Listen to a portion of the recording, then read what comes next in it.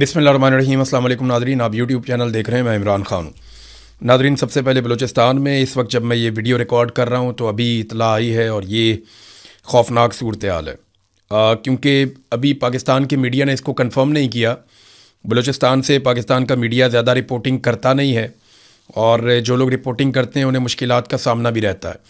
जो मकामी सहाफ़ी हैं उन्होंने बहुत थोड़ी इन्फॉर्मेशन दी है, लेकिन इंडियन मीडिया और कुछ बलूचिस्तान लिबरेशन आर्मी के क्लेम्स हैं। वहाँ पे एक बहुत बड़ी लड़ाई हुई है, एक हमला किया गया बलूचिस्तान में मस्तूम के इलाके में, खड़कूचा का एरिया है। वहाँ पे पाकिस्तान फ़ौज के जो मुख्तलिफ़ रैंक्स के सिपाही हैं वो वहाँ से गुजर रहे थे। बड़ी तादाद में फ़ौजी नकलो हरकत हो रही थी और ये बसेस के अंदर हो रही थी मुबैना तौर पे, और इस काफ़िले के ऊपर अटैक किया गया। गो के इनके साथ सिक्योरिटी मौजूद थी। वहाँ पे काफ़ी जंग जैसी सूरत हाल बन गई। दो तरफा बहुत खौफनाक फायरिंग हुई है, बाद में काफ़ी मदद भी पहुंचाई गई है, लेकिन इस लड़ाई के नतीजे में बड़े पैमाने पर वहाँ पे सिक्योरिटी फोर्सेस की शहादतें रिपोर्ट हो रही हैं और दूसरी जानिब जो दहशतगर्द हैं वो भी मारे गए हैं।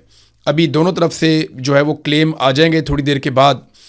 हकीकत क्या है वो तो जब सरकारी मौक़िफ़ आएगा तब पता चलेगा, लेकिन जो अब तक की हमारे पास इन्फॉर्मेशन है, जो इंडियन मीडिया ने रिपोर्ट किया, न्यूज़ 18 ने, वो तो कह रहे हैं कि 45 पाकिस्तानी फ़ौजी जवान शहीद हुए हैं इस वाक़े में। अफसोसनाक वाक़े में बड़ा हमला है ये, और वहाँ पे जो अस्पताल है उसके अंदर एमरजेंसी भी नाफिज की गई है।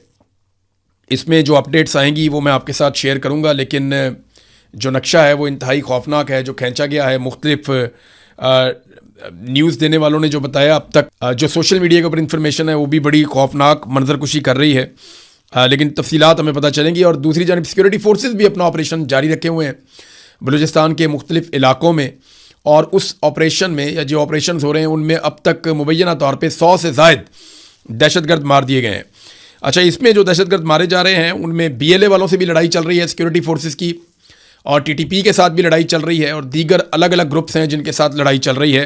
अब जो सिक्योरिटी फोर्सेस बताती हैं वो तो ये है, लेकिन अगर आप बलूचिस्तान में ओवरऑल सूरत हाल देखें तो ये चंद महीने बहुत क़यामत खेज़ गुजरे हैं। हमने मनाजिर देखे, पूरे पूरे शहर के ऊपर दहशतगर्दों ने कब्ज़ा किया, कंट्रोल कर लिया उन्होंने, और कोई उन्हें पूछने वाला नहीं था। BLA के लोग आते हैं और वो पुलिस की गाड़ियों के अंदर गश्त करते हैं। BLA के लोग आते हैं, वो पूरे पूरे शहर के ऊपर कब्ज़ा कर लेते हैं, कंट्रोल कर लेते हैं, और सिक्योरिटी फोर्सेस उन्हें रोकने में नाकाम रहती हैं। वो दंदनाते हुए आते हैं, पुलिस वालों को यरगमाल बनाकर ले जाते हैं। कई वाक़यात हुए जहाँ पे पुलिस वाले बड़ी तादाद में शहीद भी हुए। जाफ़र एक्सप्रेस वाला सानिया हुआ बहुत बड़ा, उसके अलावा बार बार ऐसे सानियात होते रहे। अभी हाल ही में पुलिस के ऊपर एक अटैक होता है कोयटा के बिल्कुल करीब, और उस अटैक के नतीजे में कई घंटे लड़ाई जारी रहती है। पुलिस वाले मदद मांगते हैं, मदद नहीं मिलती, दहशतगर्द कामयाब होते हैं, पुलिस वालों को शहीद करते हैं, बाकी को उठा के साथ ले जाते हैं। अब 5 लाशें मजीद बताई जा रही हैं जो मिली हैं, पहाड़ों से उठाकर लाई गई हैं, और ये कई दिनों से लाशें वहाँ पहाड़ों पर मौजूद थीं, और ये सिक्योरिटी फोर्सेस नहीं लेकर आई, ये मकामी लोग अपनी मदद आपके तहत ये लाशें नीचे लेकर आए।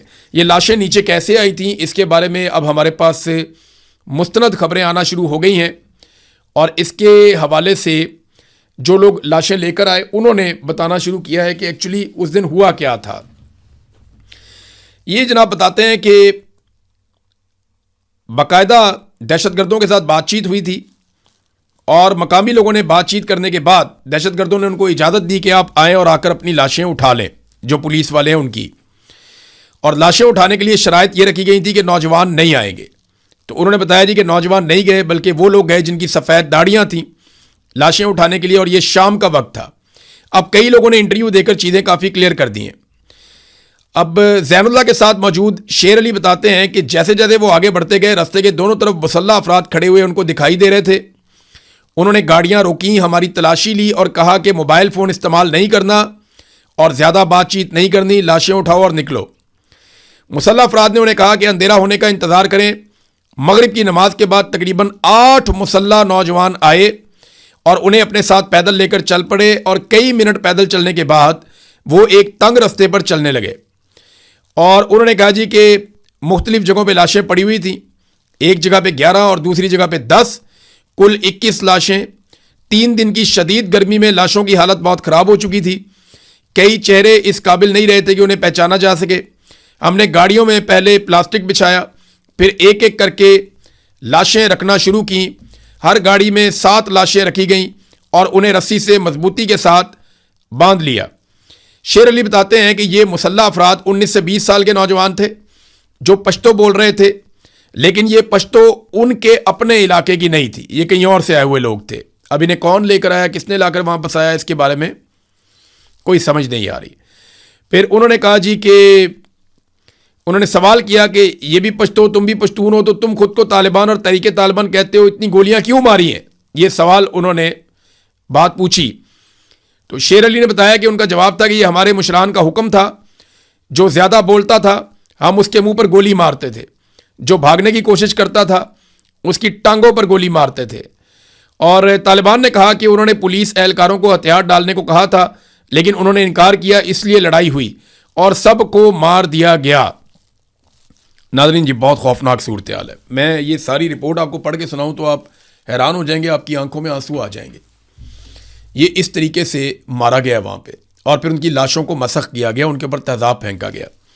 अब जब ये लोग लाशें लेकर आए तो रास्ते में सिक्योरिटी फोर्सेज ने कहा ये लाशें हमारे वाले कर दो। अस्पताल में भी आ गए वो, उन्होंने कहा लाशें हमें दे दो।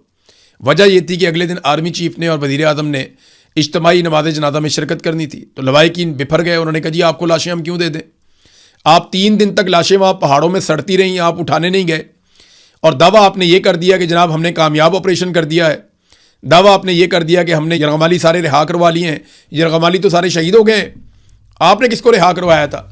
और जो लोग दूसरी जगह से वापस आए थे उनको भी मकामी कबायली जाके जो बुजुर्ग हैं वो बातचीत करके वापस लाए थे, और उससे पहले जो पुलिस वाले वापस आए थे वो पैसा और भत्ता देकर वापस आए थे। तो सिक्योरिटी फोर्सेज ने तो किसी यरगमाली को रिहा नहीं करवाया इस सारे इंसिडेंट में। तो ये बहुत बड़ी सूरत हाल बेनकाब हुई है। ये रिपोर्ट इतनी खौफनाक है कि इसको पढ़ने के बाद मैं तो हिल गया था। अब ये इस तरीके से लाशें वापस आई हैं। मस्तूम की सूरत हाल मैंने आपको बताई है, वो धरना देकर बैठे हुए हैं और धरना देने वालों के कुछ मुतालबात हैं, यानी उनके मुतालबात बहुत ही जायज़ हैं, आईनी और कानूनी मुतालबात हैं। मुतालबात क्या हैं? नंबर 1 वो ये कहते हैं जुडिशल कमीशन आप एक बना दें जो इस बात की इंक्वायरी करेगी ये सारे वाक़यात कैसे हुए, जिम्मेदार कौन है। कोई गैर कानूनी काम वो नहीं कह रहे। दूसरा वो ये कहते हैं कि जी आप इख्तियारात दें लेवीज़ को, और उनको इख्तियारात देने के साथ हथियार भी दें। अगर आपने हमें सिक्योरिटी फोर्सेस को यहाँ रखना है तो आप हथियार भी हमें देना। लश्कर बनाने की बजाय अपने इदारे बनाएं। उनका ये भी मुतालबा बड़ा जायज़ है। तीसरा वो ये कहते हैं कि ये जो 2 नंबरी है सारी यहाँ पे बंद करें, बत्ताखोरी। यहाँ से कोई आता है, कोई जत्था आगे मांग लेता है, कोई यहाँ से आता है, कोई लेके चला जाता है, कोई लश्कर बना लेता है, कोई कुछ बना लेता है। ये सारी चीज़ें बंद की जाए। इलीगल माइनिंग जितनी भी है वो सारी बंद की जाए। ये सारा पैसे का फड्डा है ना, लड़ाई तो सारी माल की है, मादनियात की है, तो ये सारे मामला अभी बंद किए जाएं। उनका ये भी मुतालबा बड़ा जायज़ है और उन्होंने बड़ी अच्छी बातें की हैं। उन्होंने कहा जो गैर कानूनी तौर पे आपने नाके लगाए हुए हैं, या वो जो आपने ये कस्टम्स के इख्तियारात आपने दिए हुए हैं एफसी को, ये इख्तियारात आप ना दें ना, आप चीज़ों को ऑर्गेनाइज करें, कानूनी तरीके के अंदर लेकर आएँ। जो आइन और कानून के मुताबिक कोई मुल्क चलता है उस तरीके से बलूचिस्तान को चलाया जाए। तो उनके बड़े ही जायज़ मुतालबात हैं। मैंने वो चारों मुतालबात पढ़े, मैं हैरान हो रहा था कि इनको मानने में प्रॉब्लम क्या है, लेकिन ये मुतालबात को मानते ही नहीं है, बात सुनते नहीं है। चारों मुतालबात उनके जायज़ हैं और वो 8-9 दिन हो गए हैं वो वहाँ बैठे हुए अपनी लाशें रख के सड़कों के ऊपर। ये आसान नहीं होता। यानी आप एक लम्हे के लिए सोचें ना, किसी का प्यारा शहीद हो गया, किसी का बेटा होगा, किसी का भाई होगा, किसी का शौहर होगा, यानी वो पाकिस्तान के बेटे हैं ना, तो वो कितना मुश्किल है उनके रिश्तेदारों के लिए उनकी लाशों को सड़क पे रख के बैठना। आसान थोड़ी है। लोग तो सुपुर्दे खाक करते हैं फौरी तौर पे कि अब अल्लाह ताला ने इसकी जान ले ली है, ये शहीद हो गया है तो इसको अब दफन कर देते हैं। सड़क के ऊपर अपने शहीद की लाश रख के बैठना ये बहुत मुश्किल है, बहुत मुश्किल है। लेकिन रियासत उनसे बात ही नहीं करती। उनके जायज़ मुतालबात हैं, उनके जायज़ मुतालबात भी नहीं सुने जा रहे। क्यों? इंक्वायरी करवाने में क्या प्रॉब्लम है? इंक्वायरी करवाएं ना, जुडिशल इंक्वायरी करवाएं, आपको पता चल जाएगा। 2 महीने में दूध का दूध और पानी का पानी हो जाएगा। वो कौन है जो नहीं चाहता कि दूध का दूध और पानी का पानी हो? वो कौन है जो नहीं चाहता कि बत्ताखोरी बंद हो? वो कौन है जो नहीं चाहता कि जो 2 नंबरी हो रही है, जो लश्कर बनाने की कोशिश की जा रही है और फोर्सेस को कमज़ोर किया जा रहा है, ये सूरत हाल बंद हो? कौन है जो ये सारा कुछ नहीं चाहता? वो कौन है जो नहीं चाहता कि यहाँ पे इलीगल माइनिंग बंद हो जाए? यानी ये सारी चीज़ों में कोई तो बेनिफिशरी है ना जो जायज़ मुतालबात को तस्लीम नहीं कर रहा, तो ये जायज़ मुतालबात मान लेने चाहिए। अब तो यूरोपीय यूनियन भी बोल रहा है। देखिए, पाकिस्तान के लिए एक बड़ी प्रॉब्लम क्रिएट हो रही है। मैं काफ़ी अरसे से ये कह रहा हूँ कि पाकिस्तान उन ममालिक में शामिल है, मैंने वो पूरी रिपोर्ट पढ़ी है यूरोपीय यूनियन की, जो GSP+ के स्टेटस के हवाले से एक उनकी रिपोर्ट आई हुई है। ये मैंने यहाँ पे खोल के भी रखी हुई है, पूरी रिपोर्ट मेरे पास यहाँ पे मौजूद है। अब ये रिपोर्ट कहती क्या है, पहले तो मैं आपको बता दूं ये रिपोर्ट है क्या। ये द यूरोपीय union special incentive arrangement for sustainable development and good governance GSP+ assessment of the Islamic Republic of Pakistan covering the period 2023 to 2025। अब ये 2023 से 2025 तक की एक रिपोर्ट है GSP+ स्टेटस के हवाले से यूरोपीय यूनियन की। इसमें ना मैं रिपोर्ट के बारे में चंद चीज़ें आपको ज़रा क्लियर कर देता हूँ। एक तो इन्होंने पाकिस्तान में जो इंसानी हकूक़ की खिलाफ वर्जियाँ हैं उन पे बहुत आवाज़ उठाई है और उनके ऊपर तशवीश का इजहार किया है और बार बार मुतालबा किया है कि इन चीज़ों को ठीक करो, लेकिन पाकिस्तान इन चीज़ों को ठीक नहीं कर रहा। अक़लियतों के हवाले से बड़े तहफ़्फ़ुज़ात हैं इसमें, जो है वो जो अपोजिशन है उसके हवाले से बड़े तहफ़्फ़ुज़ात हैं। बल्कि लिखा गया इमरान खान साहब के बारे में कि साबिक़ वज़ीर आज़म को और पॉलिटिकल प्रिजनर्स को जो जेल के अंदर रखा हुआ है उन्हें फेयर ट्रायल का हक़ तो दिया जाए। फेयर ट्रायल का हक़ नहीं बन रहा, उन्हें मिल नहीं रहा। फिर लापता अफराद का मामला भी इसके अंदर उठाया गया बड़ी संजीदगी के साथ। नाम किसी का नहीं लिया गया, लेकिन लापता अफराद का इसमें पूरा मामला उठाया गया। फिर अक़लियतों के हवाले से जो उनके हकूक़ हैं वो वाला मामला भी उठाया गया। और जो मिलिट्री कोर्ट्स हैं ये मामला भी उठाया गया कि फ़ौजी अदालतों में सिविलियंस को सजाएं देने वाला मजाक पाकिस्तान में क्यों किया गया। तो GSP+ स्टेटस के हवाले से उन्होंने ये भी बताया कि पाकिस्तान वो मुल्क है जो लार्जेस्ट बेनिफिशरी है GSP+ स्टेटस का यूरोपीय यूनियन में, यानी बहुत ज़्यादा फ़ायदा हम उठाते हैं उसका। और अगर ये फ़ायदा पाकिस्तान उठाते रहना चाहता है तो पाकिस्तान को ह्यूमन राइट्स वायलेशंस बंद करनी चाहिए, लेकिन वो हो नहीं रही और इसका फ़ायदा पाकिस्तान लगातार उठा रहा है। 2022 में सबसे बड़ा फ़ायदा उठाया पाकिस्तान ने, फिर 23-24 में आगे नीचे जाए मामला आहिस्ता आहिस्ता। आपको पता है पाकिस्तान की एक्सपोर्ट्स ही कम होती चली गई, तो हम उतना फ़ायदा तो नहीं उठा रहे, लेकिन फिर भी बड़ा फ़ायदा है। ये जो माहौलियाती आलूदगी या क्लाइमेट चेंज है इसके बारे में भी उन्होंने कुछ नुकात उठाए। उन्होंने बताया कि किन किन शोबों में पाकिस्तान को कितनी कितनी इमदाद दी गई और पाकिस्तान ने उसका फ़ायदा नहीं उठाया, बल्कि पाकिस्तान ने एक्टिविटीज़ नहीं की इस हवाले से भी। और ह्यूमन राइट्स सबसे अहम चीज़ है, मीडिया के हवाले से आवाज़ उठाई गई। पीका के कवानीन का ख़ास तौर पे जिक्र किया गया, जो पंजाब ने कानून पास कर दिया उसका भी जिक्र किया गया कि किस तरीके से सहाफ़ियों को दबाया जा रहा है, किस तरीके से अदलिया को दबाया जा रहा है। अभी एक और इंटरनेशनल रिपोर्ट आई थी जो बता रही थी पाकिस्तान की अदलिया में करप्शन बढ़ती चली जा रही है। 26वीं और 27वीं आईनी तरमीम को मनसूख करो क्योंकि अदलिया तबाह बर्बाद हो गई है। अभी एमनेस्टी इंटरनेशनल ने एक रिपोर्ट में ये मुतालबा किया कि मारंग बलोच को छोड़ा जाए, बाकी सबको छोड़ा जाए। अहमद फरहाद का नाम लेकर उन्होंने कहा जी अहमद फरहाद साहब को भी छोड़ा जाए।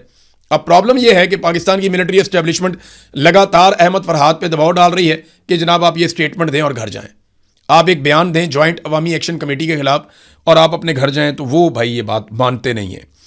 अब कश्मीर की सूरत हाल पे भी नाज़रीन मैं थोड़ा सा आपको बता दूं कि ये यूरोपीय यूनियन की रिपोर्ट पे मैं पहले एक चीज़ें एक दो और मैं शेयर कर दूं कि इसमें जो क्रेडिट जाता है एक तो वो यूरोपीय यूनियन को जाता है कि उनके लोग बार बार पाकिस्तान में आए, उन्होंने बड़ी मेहनत से काम किया और अभी भी उन्होंने हाथ बड़ा हल्का रखा है। दूसरा इसके अंदर जो है वो कुछ ऐसी ओवरसीज़ पाकिस्तानियों की तंजीमें और कोशिशें हैं जिनकी वजह से ये सब मुमकिन हुआ। इसके अंदर एक PWA है, पाकिस्तान वर्ल्ड अलाइंस, उन्होंने बहुत काम किया। यूरोपाक है जिसने इसमें बहुत काम किया और इसके जो लोग हैं जो इसमें काम कर रहे हैं इन NGOs में वो मुबारकबाद के मुस्तहिक हैं। अभी ये जुलाई के महीने तक वो काम करते रहे हैं। बल्कि एक NGO है अबाबील, उनके लोग भी मिले थे जाके, उन्होंने भी काम किया। फिर जो कुछ अक़लियतों के नुमाइंदगान हैं वो जाकर मिले, उन्होंने भी यूरोपीय यूनियन को सूरत हाल का बताया। फिर कुछ जो पिसे हुए तबकात हैं पाकिस्तान के अंदर या बलूचिस्तान से रिलेटेड जो लोग हैं जबरी तौर पे गुमशुदगियों का केस जो उठाते हैं, उन्होंने जाकर ये सारे मामला यूरोपीय यूनियन को बताए। तो उन्हें और बहुत कुछ भी यानी वहाँ आइडिया है। जिन लोगों ने मुलाकातें की जाके उन्होंने मुझे बताया और ये सिलसिला अभी रुकना नहीं है, ये सिलसिला अभी आगे चलना है। तो पाकिस्तान को ना ये किबला दुरुस्त करना पड़ेगा। ह्यूमन राइट्स के मामले में कम से कम जो आसिम मुनीर साहब के रजीम ने जुल्म और बर्बरियत का एक बाजार गर्म किया है वो मामला ठंडा करना पड़ेगा। इस तरीके से पाकिस्तान आगे बढ़ नहीं सकता। जो सियासी कैदी हैं उनको रिहा करना पड़ेगा, उनके ऊपर जुल्म और जबर का सिलसिला बंद करना पड़ेगा। अभी मैं देख रहा था सनम जावेद साहिबा की कोई पता नहीं AI से बनी हुई है या ठीक तस्वीर है, उन्हें अस्पताल शिफ्ट किया गया जेल से। उनकी हालत बहुत ख़राब बताई जा रही है और ये बहुत सारे लोगों की हालत अब ख़राब कर दी गई है। पता नहीं खुराक के अंदर कुछ डाल रहे हैं, क्या कर रहे हैं, कुछ भी करके उन लोगों को जो टूट नहीं रहे, जो हार नहीं मान रहे, उनको अब फिजिकली कमज़ोर किया जा रहा है, उनको बीमार किया जा रहा है। तो वो उनके घर वाले बहुत तशवीश में थे, बहुत परेशान थे। मेरी एक जर्नलिस्ट से भी बात हुई, उन्होंने बताया जी कि वो निकाला तो था अस्पताल के लिए, लेकिन लेकर नहीं गए किसी अस्पताल में, कुछ समझ नहीं आ रही, और फिर उन्हें ट्रीट करके या कुछ उन्होंने बताया और फिर उन्हें वापस लेकर जेल में चले गए। कुछ लोग सोशल मीडिया पे मजाक उड़ा रहे थे इस बात का। ये जब बोझ आप पे पड़ेगा ना, तब आपको पता चलेगा। ये जो मजाक उड़ाने वाले हैं ना, इनकी वाबस्तगी हो सकती है किसी और पॉलिटिकल पार्टी से, या ये सनम जावेद से नफरत कर सकते हैं, लेकिन एक बात याद रखिएगा, जितना उसने बोझ उठाया है ना, इसका 10% भी उठाना बहुत मुश्किल है। मैं सच बता रहा हूं आपको। जितनी मार इस फैमिली ने खाई है, जितनी इन्होंने तकालीफ बर्दाश्त की हैं, जितना इनकी फैमिली ने तकालीफ बर्दाश्त की हैं, आप इसका 10% भी नहीं कर सकते। नॉर्मल आदमी नहीं कर सकता। तो आफरीन है उन लोगों पे जो डट कर खड़े हैं और जिन्होंने मुकाबला किया है। तो किसी को ताना देने से पहले यह जरूर सोच लीजिएगा कि बारी बारी सबकी बारी है। ये मैं हमेशा से कहता रहा हूं, जो सहाफ़ी मुझे मार पड़ते हुए देख के हंस रहे थे ना, उनकी बारी आ गई। तो बारी बारी सबकी बारी, और जिनकी नहीं आई ना, उनकी थोड़े अरसे बाद आ जाएगी। तो इस सिलसिले को रोकें मिलकर, ताकि जो बाकी लोग बचे हैं वो हमेशा बचे रहें। बहरहाल ये जनाब कश्मीर की सूरत हाल पे आते हैं। कश्मीर में जॉइंट अवामी एक्शन कमेटी ने कहा कि फील्ड मार्शल के जवाब के तौर पे ये कमर साहब आ गए हैं, शाह साहब, और अब ये हमारे साथ मामला जो है वो हल कर लेंगे, और हम उम्मीद करते हैं कि अब हम लॉन्ग मार्च में नहीं जा रहे, तो मामला खुश असलूबी से हल हो जाएगा, हमारे मुतालबात माने जाएंगे। फिर मैंने आपको बताया कि 6 सीटों वाली बात उनसे की गई थी। पीपल्स पार्टी भी बीच में आई थी। तो पीपल्स पार्टी का तो मैं आपको क्लियर कर दूं कि पीपल्स पार्टी के पास कोई मैंडेट नहीं था, वो कुछ कर नहीं सकते थे। फिर अकील मलिक साहब आते हैं टीवी के ऊपर, वो आकर कहते हैं जनाब इसका तो हमारे साथ ताल्लुक ही कोई नहीं है, हमने तो नुमाइंदा बनाया नहीं इनको। ये जो ओवरसीज़ वाले आ गए हैं कमर साहब, इनका तो ताल्लुक ही कोई नहीं है। फिर मिलिट्री एस्टेब्लिशमेंट ने अपने कुछ करीबी सहाफ़ियों के ज़रिए से पैगाम भिजवाया, और ये सोशल मीडिया के ऊपर उन्होंने ट्वीट करके बताया कि जनाब इनका कोई ताल्लुक नहीं है, फील्ड मार्शल का कोई मैंडेट इनके पास नहीं है। अब जॉइंट अवामी एक्शन कमेटी ने इस पर क्या फैसला करना है, ये हमें आने वाले वक्त में पता चल जाएगा। इलेक्शन बहुत मुतनाज़े हो गए हैं, और पाकिस्तान की सरकार को प्रॉब्लम सिर्फ इसमें सारे में एक है कि किसी तरह जॉइंट अवामी एक्शन कमेटी इलेक्शन के बाइकआउट के हवाले से बहुत सख्त मौक़िफ़ ना ले, और वो ये टाइम गुजारना चाहते हैं। बिलावल को उन्होंने हुकूमत बनाकर देनी है, क्योंकि PMLN को तो पता चल गया वो वहाँ पे बाहर नहीं निकल सकते। निकल तो बिलावल भी नहीं सकते, लेकिन उन्होंने 5 जलसे रखे हैं, और उसके लिए बहुत सख्त सिक्योरिटी का इंतजाम किया गया है, और चुन चुन कर बंदे उसके अंदर बिठाए जाएंगे। बाकायदा पुराने बंदे इकट्ठे किए जा रहे हैं, और वही बंदे ज़्यादातर आपको अलग अलग जलसों में नजर आएंगे। तो बिलावल ने थोड़ा सा एक शो ऑफ करना है कि जी मैं 500-700 बंदा इकट्ठा करके जलसा कर सकता हूँ। तो 500, 1000, 2000 बंदे का वो जलसा करेंगे, और मुख्तलिफ जगहों पे 4-5 टूर करने के बाद फिर बिलावल को हुकूमत बनाकर दी जाएगी। अब तक का तो फार्मूला ये है, लेकिन क्या ये हो पाएगा? देखिए, अगर बाइकआउट कर देती है खुलकर पूरे वाशगाफ अल्फाज में कि नो राइट्स नो वोट, या नो जस्टिस नो वोट, कि आप हमें इंसाफ नहीं दे रहे, हमें हकूक नहीं दे रहे, तो हम वोट भी नहीं दे रहे। अगर ये मूवमेंट चल जाती है और आज़ाद कश्मीर के लोग वोट डालने के लिए नहीं निकलते, तो पूरा का पूरा इलेक्शन जो है वो मुतनाज़े हो जाएगा। फिर ये जाली वोट कहाँ से लाएंगे, कहाँ से डालेंगे? और मीडिया की रिपोर्टिंग तो वैसे ही बंद की हुई है वहाँ पे। तो फॉर्म 47 जारी किए जाएंगे। फॉर्म 47 जारी करके जो पाकिस्तान में अंजाम हो रहा है, आज तक कोई एक चीज़ नहीं चल रही, वही अंजाम आज़ाद कश्मीर में भी होगा फॉर्म 47 का, कोई और उसका नतीजा निकलना नहीं है। नाज़रीन, आपको एक तस्वीर दिखाता हूँ मैं, ये ज़रा तस्वीर देखें। इसमें ये रजब तैयब उर्दगान है, इनके साथ बैठे हुए हैं फील्ड मार्शल आसिम मुनीर। देखें कितनी दूर बैठाया हुआ है।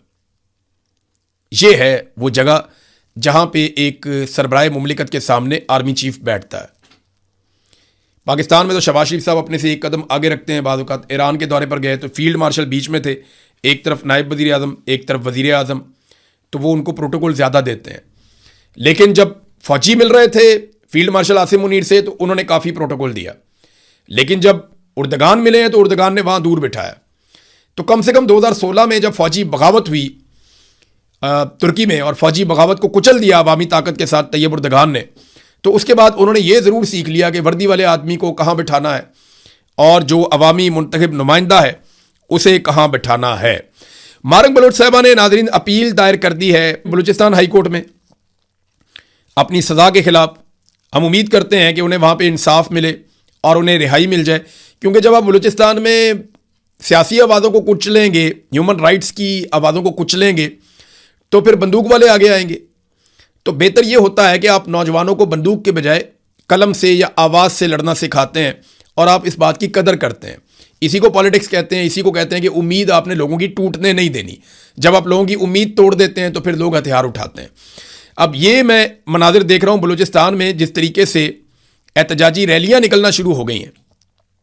सानिया ज़ियारत के खिलाफ बहुत बड़े पैमाने पर बलूचिस्तान में एहतजाजी रैलियाँ निकल रही हैं और ये एक एहतजाजी रैली के मनाजिर हैं जिसमें हज़ारों लोग पैदल चलते चले जा रहे हैं। इनमें जो है वो फ्रंट के ऊपर ख़वातीन भी मौजूद हैं, बच्चे भी मौजूद हैं, बुजुर्ग भी मौजूद हैं। बलूचिस्तान जैसे इलाके में, सूबे में, जहाँ आबादी बहुत कम है और बहुत दूर दूर आबादियाँ हैं, वहाँ पे इस तरह की रैलियाँ, इतने ताकत से लोगों का निकलना, ये बहुत बड़ी बात है। और याद रखिएगा, अब ये पश्तून बेल्ट है। इससे पहले बलूच बेल्ट के अंदर बहुत ज़्यादा दहशतगर्दी हो रही थी, आउट ऑफ कंट्रोल चला गया था। अब पश्तून बेल्ट में भी यही हो रहा है। फजलुर रहमान साहब इनकलाबी हुए या नहीं हुए, पाकिस्तान के मीडिया में ये बहस चल रही है। तो मैंने एक सर्वे करवाया पाकिस्तानियों से और मैंने सवाल ये पूछा कि आपके ख्याल में फजलुर रहमान साहब इनकलाबी हो चुके हैं या नहीं हुए। पाकिस्तानी इसके बारे में क्या सोचते हैं। लगभग 10,000 के करीब हमें वोट पड़े हैं। तो 10,000 के करीब वोटों में जो रिजल्ट आया वो मैं आपके सामने रख देता हूँ। 89%, 99% पाकिस्तानी ये समझते हैं कि मौलाना फजलुर रहमान साहब इनकलाबी नहीं हो सकते, जबकि 11% ये कहते हैं कि नहीं, फजलुर रहमान साहब इनकलाबी हो सकते हैं। तो ये फजलुर रहमान साहब के सोचने की बात है कि उनकी क्रेडिबिलिटी कितनी लूज हो गई है कि अब अगर वो इनकलाबी बनने की कोशिश भी करते हैं तो कोई मानता नहीं है। और उसकी बड़ी वजह यह है कि नदीम मलिक साहब को इंटरव्यू देते हुए मौलाना फजलुर रहमान साहब ने खुद फरमा दिया था कि मैं जर्नैलों के कहने के बाद इस साजिश में शामिल हुआ और मैं रजीम चेंज ऑपरेशन का हिस्सा बना। अब तक के लिए इतने ही। अपना ख्याल रखिएगा, अपने चैनल का भी। अल्लाह हाफ़िज़।